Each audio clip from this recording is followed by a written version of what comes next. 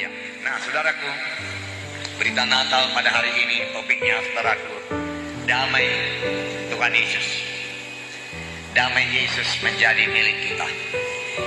Biar kita semua menjadi anak-anak Tuhan yang membawa damai. Berbahagialah orang yang membawa damai, karena mereka itu akan disebut anak-anak Allah. Jadi kalau kita datang ke satu tempat itu menjadi damai. Amin, saudara. Nah, ini memang sudah dikatakan oleh firman Tuhan. Tuhan itu sendiri membawa damai. Dan selalu, saudaraku, kemana saja Tuhan Yesus pergi, dia berkata, damai kuberikan padamu.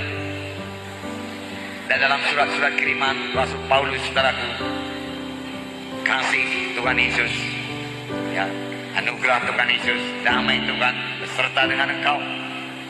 Selalu dikatakan damai, damai, damai. Nah, pada waktu Zakaria, saudaraku, bernubuat.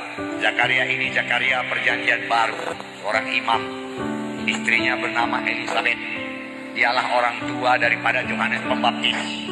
Dan dia dikaruniakan Tuhan anak pada masa tuanya, walaupun Elisabeth itu mandul. Dan dia memperanakkan Yohanes Pembaptis. Lalu pada waktu dia memberi nama kepada Yohanes Pembaptis, maka dia bernubuat. Saya membacakan nubuatnya kepada saudara. Sebenarnya saya percaya ini bukan mengenai Yohanes Pembaptis, tapi mengenai Tuhan Yesus yang akan datang ke dunia ini.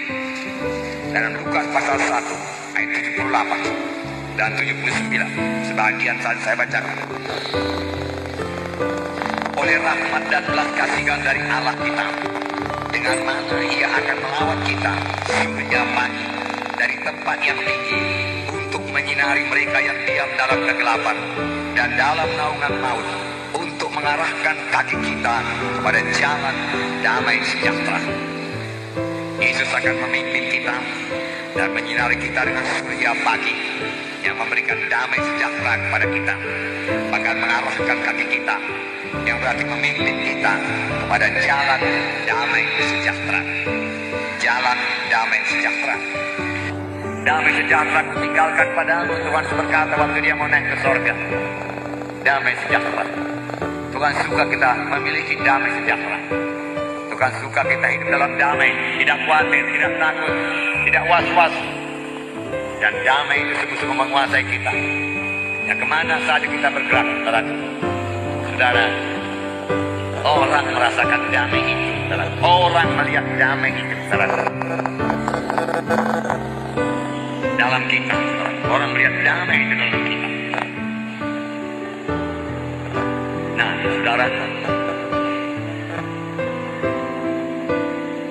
damai memang tema khotbah yang utama dari Tuhan Yesus. Kisah 10 ayat 36. Ini kesaksian Petrus. Apakah kesaksian Petrus mengenai Tuhan Yesus? Kisah 10 ayat 36. Saya membacakan kepada saudara. Itulah firman yang ia suruh sampaikan kepada orang-orang Israel. Itulah firman yang Yesus suruh sampaikan kepada orang-orang Israel, yaitu firman yang memberitakan damai sejahtera oleh Yesus Kristus, yang adalah Tuhan bagi semua orang. Kamu tahu tentang segala sesuatu yang terjadi di seluruh tanah Yudea dan dari Galilea sesudah baptisan yang diberitakan oleh Yohanes, yaitu tentang Yesus dari Nazaret, bagaimana Allah mengurapi dia dengan Roh Kudus dan kuasa. Dia yang berjalan berkeliling sambil berbuat baik dan menyembuhkan semua yang dikuasai iblis, sebab Allah menyertai dia. Inilah firman yang dia suruh sampaikan kepada orang-orang Israel, yaitu firman yang memberitakan damai sejahtera. Bukan hanya berita damai sejahtera, tetapi perbuatan Yesus membawa damai sejahtera. Khotbah Tuhan Yesus temanya damai sejahtera. Pelayanan Tuhan Yesus membawa damai sejahtera. Mengapa? Karena Allah mengurapi dia dengan Roh Kudus dan kuasa, dan dia berjalan keliling menyembuhkan semua orang yang dikuasai setan, sebab Allah menyertai dia. Menyembuhkan semua yang sakit, sehingga orang sakit itu beroleh damai. Sama seperti Bapa mengutus aku, demikian juga sekarang aku mengutus kamu. Dan sesudah berkata demikian, ia menghembusi mereka dan berkata, terimalah Roh Kudus. Terimalah Roh Kudus. Jikalau kamu mengampuni dosa orang, dosanya diampuni. Dan jikalau kamu menyatakan dosa tetap ada, dosanya tetap ada. Setelah murid-murid, saudaraku, ada orang Roh Kudus yang memiliki kuasa, saudaraku. memiliki damai Tuhan, dan pelayanannya menjadi berkuasa. Puji Tuhan, saudara. Nah, dalam kekasih dalam nama Yesus, apakah yang perlu bagi kita pada malam Natal ini? Saudara, biarlah damai malam Natal, damai hari Natal memenuhkan kita semua, sehingga kita menjadi pembawa damai. Bukan hanya pada hari ini, besok, tetapi seterusnya dalam sepanjang hidup kita, kita menjadi pembawa damai. Haleluya. Hal tersebut sama juga dengan saudara.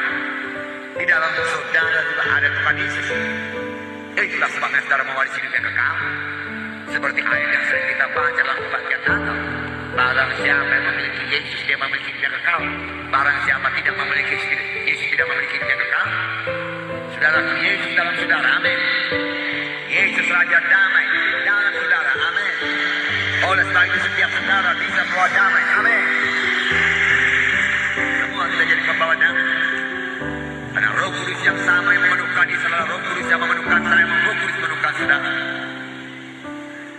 Karena hidupku ini bukannya aku lagi, tapi hidup dalam aku. Setiap anak Tuhan yang telah menerima sebagai Tuhan dan Juru Selamatnya dapat berkata demikian. Yesus Kristus dalam saudara, amin.